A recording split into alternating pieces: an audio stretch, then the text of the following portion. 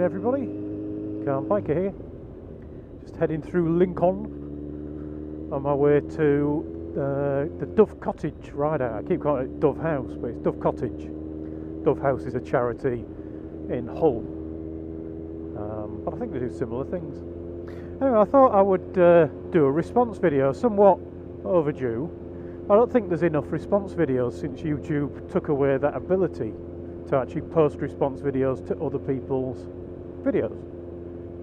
And it's nice to get a conversation going. So I'm going to do a somewhat overdue response to the infamous bikers video, 5 things I love about being a biker. Now he did it a long time ago, but you know, I'm slow. I've got nearly 200 videos in my watch later list, so I'm well behind. And most of the ones that he mentioned I agree with, so I thought I'd try and think of 5 ones that were different.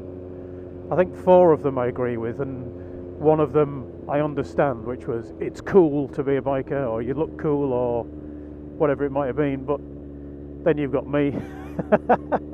So I'm not convinced by any stretch of the imagination that I'm cool, but you know, some people I guess are.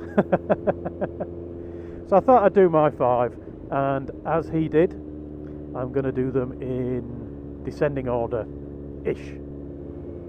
So, number 5, it's the commute. Now, nobody likes commutes, because you're going to work. I mean, it's nice when you're coming back home from work, but you're going to work, and who wants to go to work? That's, you know, that's why they pay us to do it, isn't it? If they didn't pay us, we wouldn't be commuting there. But I think the commute on a bike is so much improved over the commute in a car.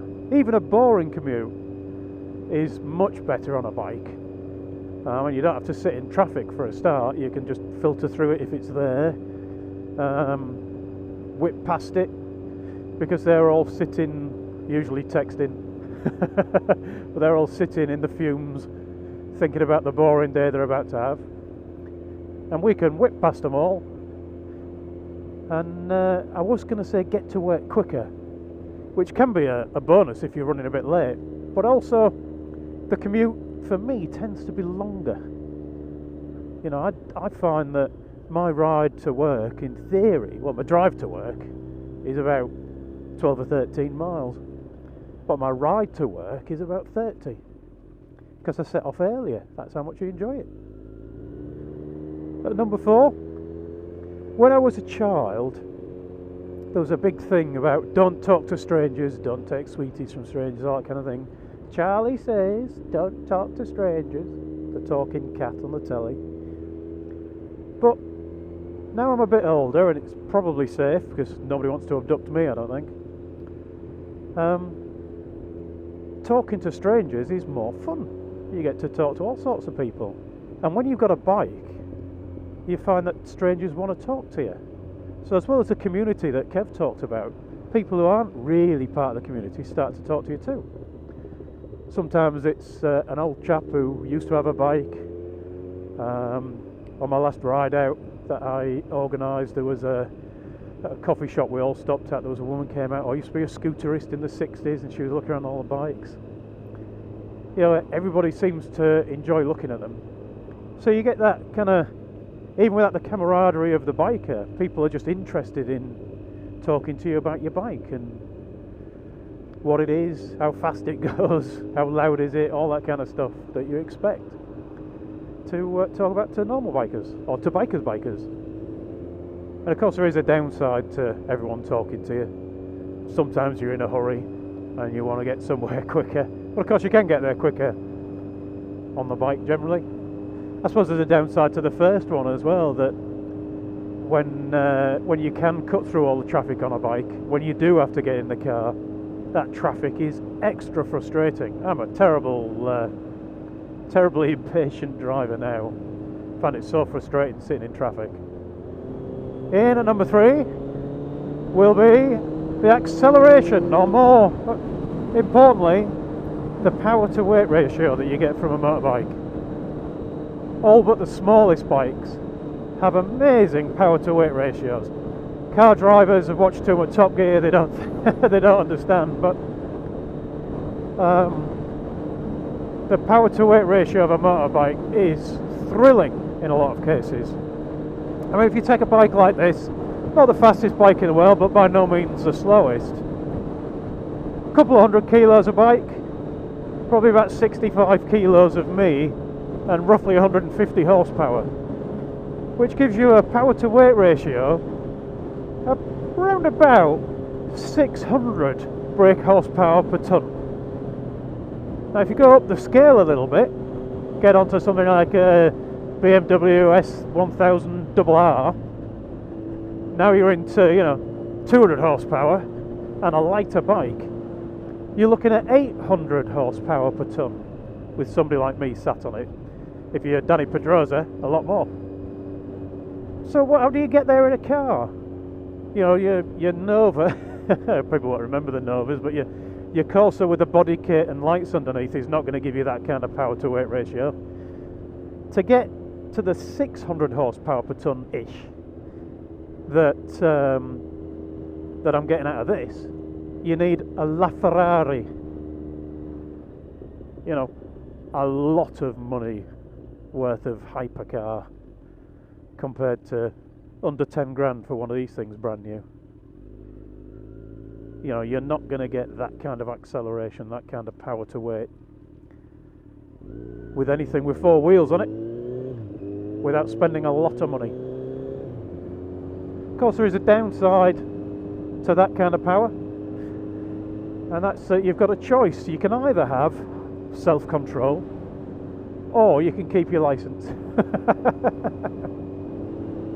Number two would be awareness, that increased awareness that you get from riding a bike, and you've got to get from riding a bike. You have to become aware of every other road user. You kind of develop a precognition for what that driver's going to do next, who's not indicating but has got a funny road position. If you don't, you're not going to last very long. You're going to be doing a lot of near misses, or worse, a not near miss, if you know what I mean. You know, you get to be aware of everything on a bike, not just the other drivers and other riders around you, but you get to be aware of the sights, the smells, the sounds. You get to be able to spot bikes a lot easier than car drivers seem to be able to do. I think it makes you a better driver as well, but you feel more connected to the environment you're riding through, I think, than when you're in a car.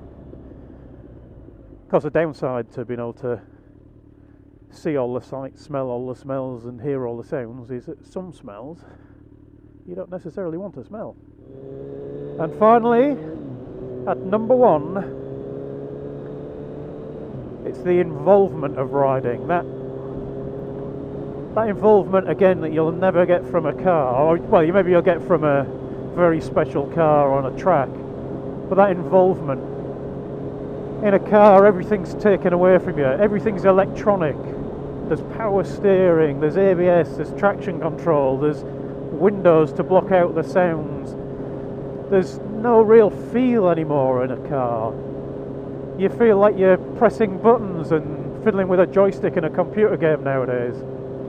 Whereas on a bike, you're connected to it, you're part of it. Every movement you make, every little touch of the bars just, you know, changes the route the motorbike's taking. Every bump in the road is an adventure. I sound like I'm doing an advert.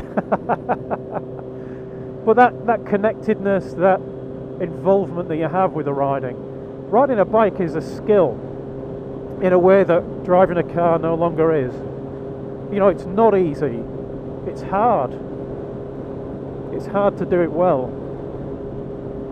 And I suppose as soon as I've done a downside for all of the other four, I suppose there's a downside to this one as well. The downside is that it can work against you sometimes. When you get that feeling that you've just gone a little bit too quick into a corner, and you're wary that whereas in a car going through that bush is going to be expensive, on a bike going through that bush is going to be painful. Your body can work against you. You can get that locking of the arms that stops you from being able to steer the thing like a joystick. So there is that downside, but again, that's part of the whole skill of the thing, isn't it? So that's my countdown, but I'm going to give you one more, a bonus in at 0. Going back to my childhood again. When I was a kid, we used to get out on my little bike with my mates and we'd go and ride on the old railway line. The railway line had gone, I've talked about that before. We called it the cinder track, and we'd be up and down and playing on the dirty railway line, playing in all the little wooded areas and whatnot, and we'd come on filthy and be told, you know, get in the bath, you're filthy, and it was brilliant. It was great. You were allowed to be dirty. Modern society tells us, if you watch the adverts on the TV, you've got a bath in 87 different products. You've got to spray yourself with all different sprays so that you don't smell of anything but the latest stink. I should do a video about that. And you know, everything's about being well groomed, although if you've seen me, obviously you know that I don't really care about all that kind of stuff. But when you're on a motorbike, you're getting hit with flies and grit and gravel and muck and dust and spray and just general mess, and nobody cares. You're allowed to be dirty again. It's expected. The downside to that? What are you talking about? There is no downside. Anyway, let's keep this conversation going. If you haven't already done a response to Kev's video, give us a response. Top 5 things you love about being a biker. And thanks for watching, everyone. Ride safe, and I'll talk to you all again soon.